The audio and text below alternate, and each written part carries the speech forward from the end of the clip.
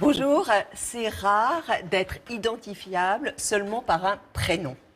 Si je vous dis Jen, ah oui, vous avez trouvé, c'est Jen Birkin. Bonjour. Bonjour, bonjour. Ravie de vous revoir, de vous retrouver. Ça fait de nombreuses années qu'on ne s'est pas vu. Oui. Il s'est passé beaucoup de choses dans votre Oui. vie, des choses bien, des choses beaucoup moins bien, des choses même tragiques. Alors, on va évoquer évidemment la chanson, notamment Gainsbourg. Il y a ce très bel album, il y a cette tournée Birkin-Gainsbourg, le symphonique. C'est vrai que vous avez déjà chanté énormément Gainsbourg, mais là, différemment, avec un très bel orchestre. Et à chaque fois, en plus, un orchestre différent. Alors, on va évoquer évidemment cette actualité. Vous savez, en fait, dans l'émission, on aime bien aussi revenir un petit peu en arrière. On sait évidemment que vous êtes né en Angleterre. Est-ce que vous entretenez encore des relations importantes, grandes, denses, intenses avec votre pays? Familial. Familial. Familial, parce que j'ai mon frère qui vit en Pays de Galles. Andrew. Et Andrew, oui. Et ma petite sœur qui vit à la sortie de Londres. Donc pour eux, oui, en fait, c'est des escapades. Les meilleurs sont avec eux, c'est de filer en Angleterre pour les voir. Et puis aussi pour le promo et pour les concerts, parce que je peux faire quelques-unes en Angleterre maintenant. C'est plutôt... Vous êtes tout aussi connu qu'ici? Oh ben non, rien à voir. Non, parce que j'étais partie à 20 ans et j'ai jamais passé sur leur télé, peut-être 2 fois dans ma vie. Ah c'est oui, ça qui bon. change tout quand même. Quelle est votre réaction au Brexit? Catastrophe. Catastrophe parce que malheureusement, on ne va pas avoir la preuve de catastrophe avant notre élection à nous. Mais c'est dommage parce que d'après le BBC qui était venu m'interviewer la semaine dernière, les gens sont catastrophés. Mon frère, ma sœur, ils se sont endormis comme nous en pensant que c'était dans le sac. Et puis, cauchemar le jour après. Et encore, rien n'a encore commencé. C'est dans 2 ans qu'ils vont vraiment ressentir. Les fermiers, toute l'agriculture anglaise qui était subventionnée Par l'Europe. par Europe, je pense qu'ils vont sentir ça très péniblement. Oui. Autre cauchemar récent, les attentats de Londres. Oui. Comment vous avez ressenti ça, particulièrement dans votre chair? Ce qui est toujours très touchant avec les Anglais, c'est que les policiers ne sont pas armés. Qui fait qu'il y a une sympathie immédiate pour les policiers. Maintenant, on les arme quand même un peu. Mais le malheureux garçon n'était pas armé, donc c'est pas du fair play. Et les gens se sont comportés de manière merveilleuse, comme en France d'ailleurs. D'ailleurs, j'étais très touchée que le Tour Eiffel s'est éteinte cette nuit-là. Je pense que les Anglais étaient vraiment très touchés par ça, et moi aussi. Mais la façon qui se laissait rien bouger, que le tourisme le jour après était exactement comme avant. C'est la bonne attitude à avoir? Évidemment, mais il faut l'avoir toutefois. Mais en France, ils étaient très courageux parce que quand même par les nombres, hein. Regarde Nice et regarde le Bataclan et le Stade de France. Enfin, c'est des chiffres. Et les peuples se révèlent à ce moment-là. Oui, et parfois le meilleur d'eux-mêmes. Regarde les gens sur le pont de Londres qui sont arrêtés pour s'occuper des gens qui étaient blessés. Regarde comme les gens étaient fantastiques avec les personnes qui essaient de s'échapper de le Bataclan, ouvrant leur appartement, etc. Ça a donné vraiment confiance dans l'être humain. La solidarité. Ils étaient si bons.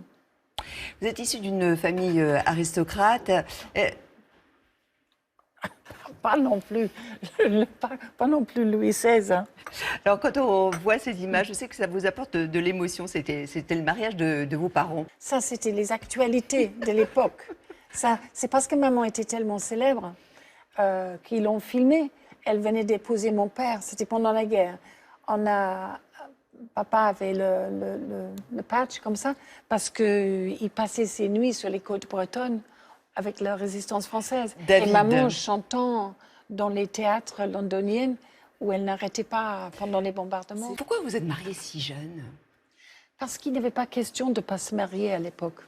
Parce que maman pensait que je serais blessée s'il me quittait, en fait. Enfin, ça ne se faisait pas de vivre avec quelqu'un juste. Alors que c'était Swinging London et les gens faisaient un peu d'après ce qu'ils désiraient. Mais pas pour moi.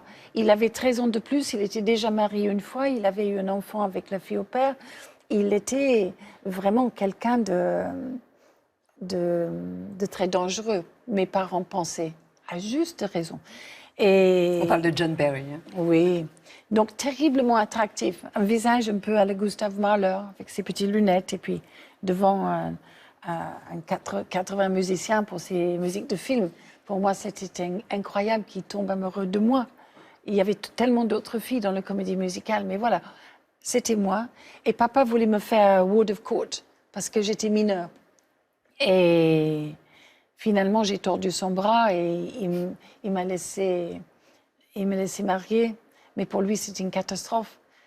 Et d'une, je faisais le théâtre comme maman. Et de deux, je me suis mariée. Je partis de la maison à 17. Mais ça n'a pas duré.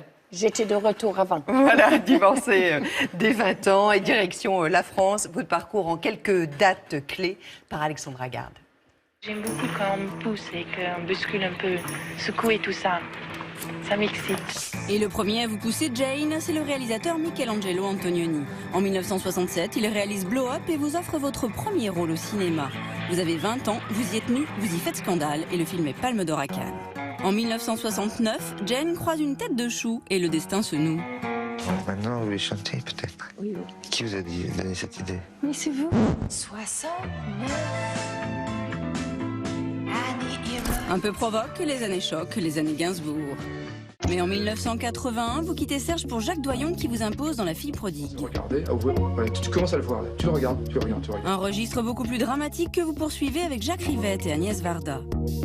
Puis le théâtre vous fait de l'œil et en 1985, vous montez sur scène pour la première fois sous la direction de Patrice Chéreau. Et d'attendre que vous m'ayez donné la liste des termes sans reproche que je dois employer. Grâce à cette expérience, vous prenez confiance. Et en 1998, vous vous émancipez vraiment en enregistrant à la légère un album avec 12 auteurs sans l'ombre d'un Gainsbourg. Cet album, comment le percevez-vous? Comme une chance. C'est peut-être ma chance. S'ensuivra ce beau duo avec Mickey 3D. Je m'appelle Jane et je t'emmène. Puis en 2007, flashback avec Boxies. Votre film autobiographique offre une réflexion sensible et grave sur les liens familiaux. Tu étais parfaite et aimée par deux pères. Juste un peu trop. On a toujours tout faux, hein. Mais votre deuxième famille, Jane, c'est l'humanitaire. En 2014, vous soutenez les lycéennes enlevées par Boko Haram après avoir milité pour Aung San Suu Kyi. J'aurais mauvaise conscience de ne pas être là pour défendre les gens qui n'ont pas toujours été écoutés. Et protester contre la politique d'immigration et de sécurité.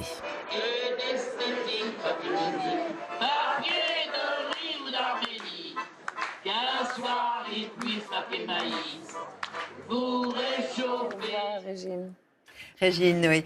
Aung San Suu Kyi, vous la souvenez toujours parce qu'elle est très controversée aujourd'hui en Birmanie. Elle n'a plus besoin de mon soutien. Aujourd'hui, je ne l'ai pas vue depuis une dizaine d'années. Si, quand elle était venue en France, on m'a invitée très gentiment à l'Élysée, mais j'étais à l'hôpital.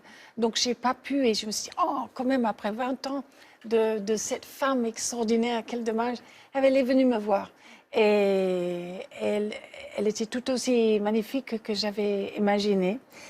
Maintenant, elle a des problèmes dans son pays qui n'est pas encore sorti de la junte militaire. Il y a eu une tradition de mauvais comportements vis-à-vis des musulmans dans ce pays. Je crois que son père n'avait pas été tendre non plus. Elle est sur surveillance, donc elle essaye d'être le leader, mais son pouvoir est quand même très lié.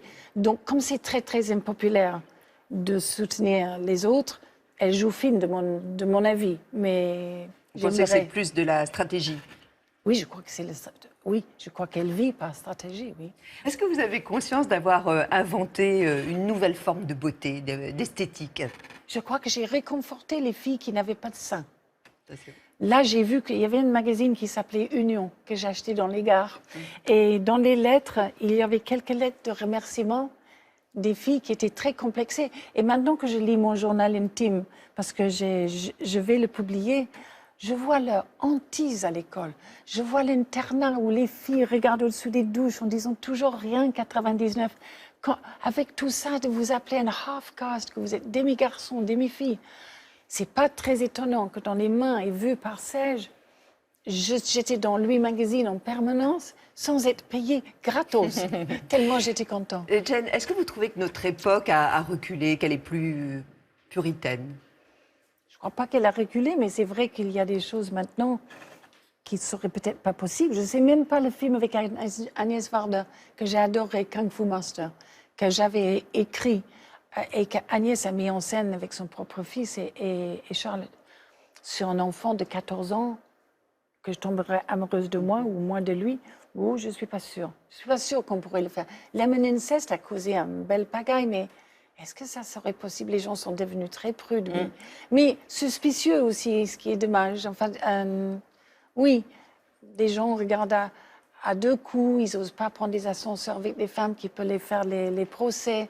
Enfin, il y a tout un merchandising en Amérique, toute une chose qui est devenue aussi une vraie hantise et une vraie, je ne sais pas, des femmes qui sont touchées au travail ou qui sont menacées, c'est insupportable.